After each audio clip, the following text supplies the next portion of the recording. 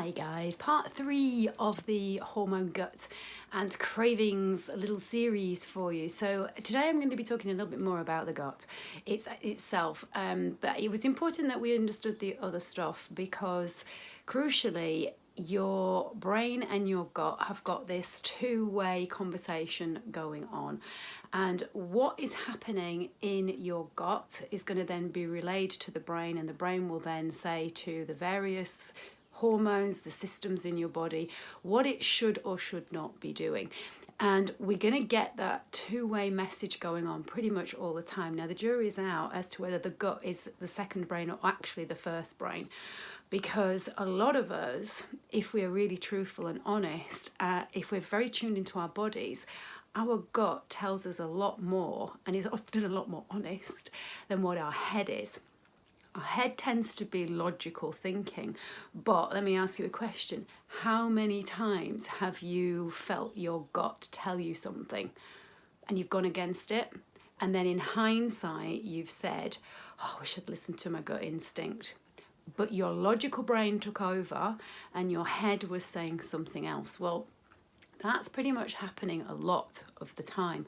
Now, sometimes we listen to our gut, and sometimes we just don't, because the head takes over, or we believe that circumstances take over and the stories that we're telling ourselves take over.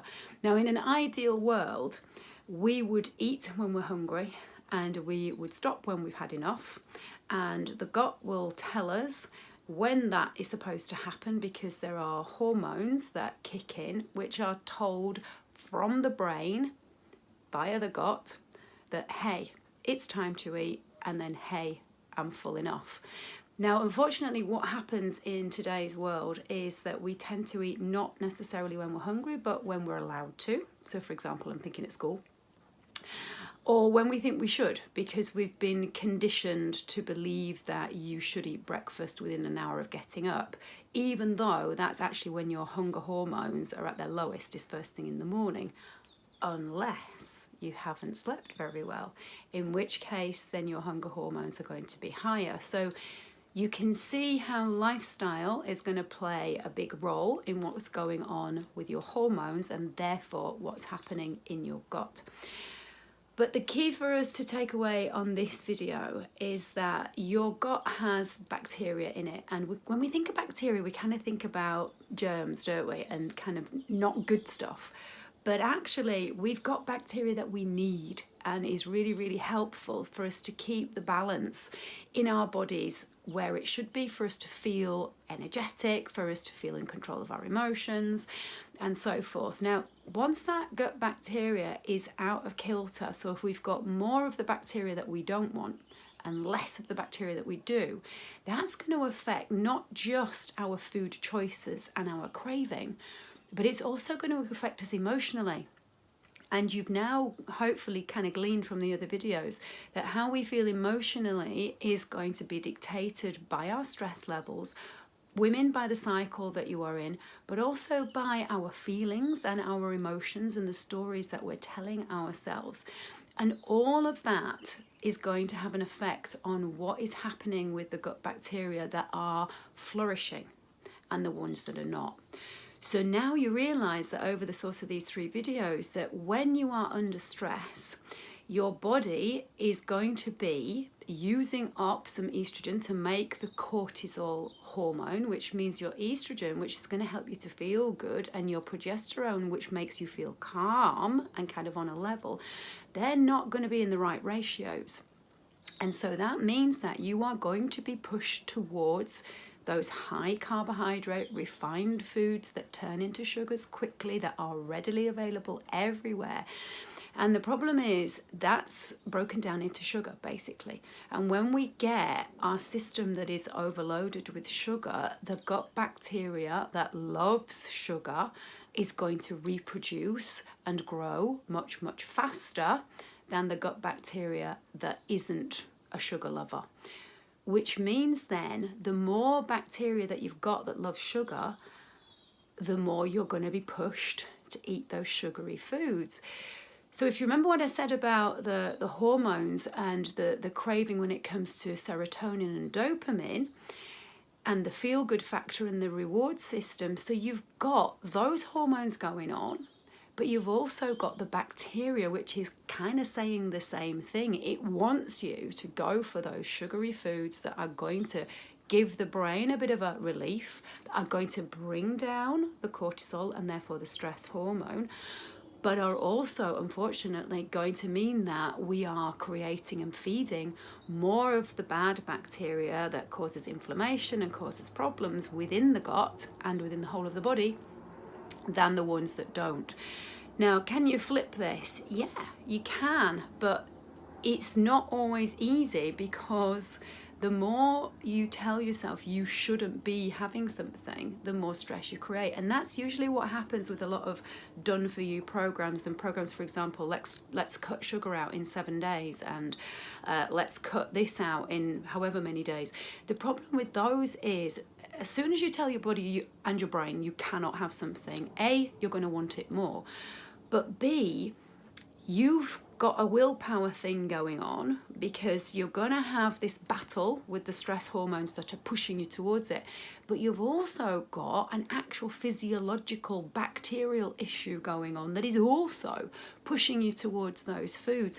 So if you're going to try and address this on your own, you need to be mindful that the way to go about it is steadily and in a kind of strategic way. And that means that you start to not ban the bad stuff, but you start to bring in more of the good stuff. And the good stuff are things like fermented foods, things like kimchi, things like kefir. You might have seen somebody mentioning kefir here. This is the kefir that you make for yourself from the kefir grains. This is not the stuff that you buy that's got added sugar and preservatives and stuff off the shelf in the supermarket. They are two completely different things. Although the ones in the supermarket are going to be promoted as being great for your gut health, if they've got sugar and sweeteners and stuff in them, then that's not going to be the case. Things like fermented vegetables, so pickles, things like sauerkraut, and again, you can make your own really, really easily. These things are not hard to do. They don't cost a lot of money. You don't have to go out and buy really expensive ingredients or supplements to help you to start to change the gut flora balance. And we use the words flora and bacteria as kind of being the same thing. It's the habitat that's inside your gut. Now, the gut is also going to have its habitat and its flora kind of decided for it, if you like, by what is going on with your liver function, with your gallbladder function, and whether you are actually making enough of the amino acids that are necessary to break down your food.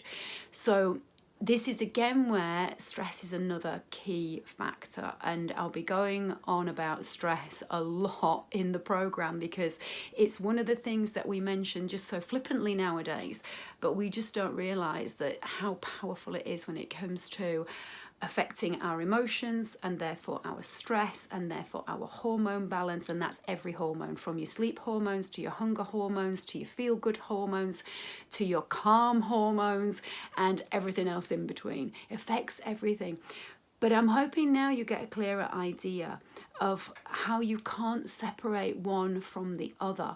How you think and feel is going to affect your gut.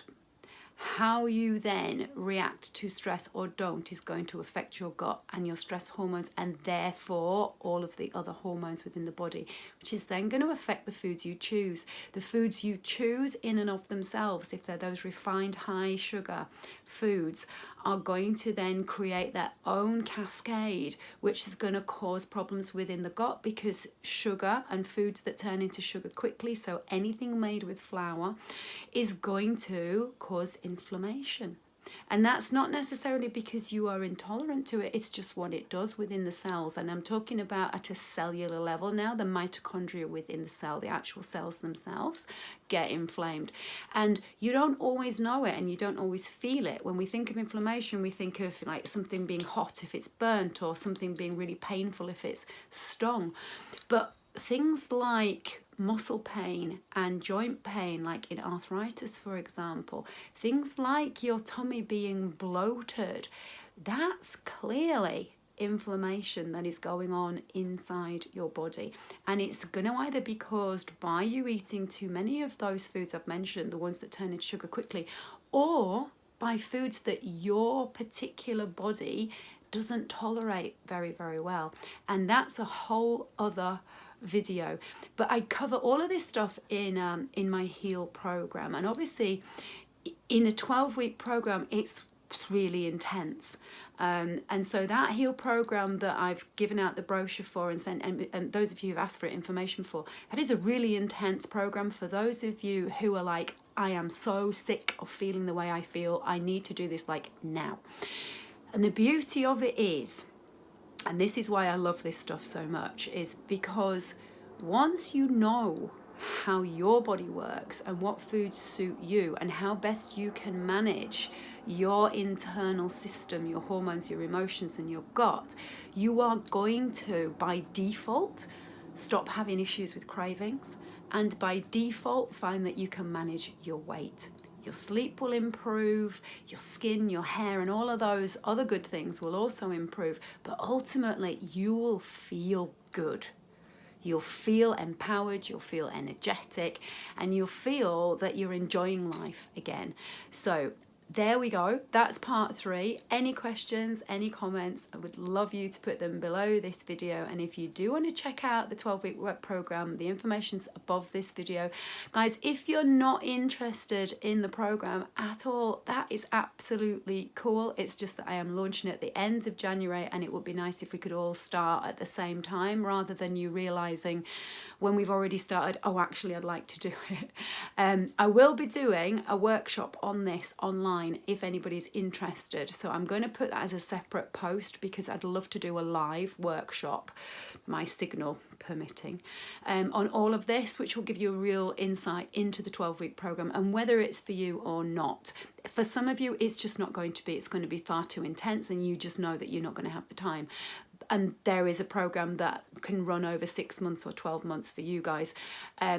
But if you are somebody who's going, yeah, do you know what, I've been faffing about enough and I'm sick of feeling like I am, then you might want to check it out. So there you go. That's all from me. Have a great, great day.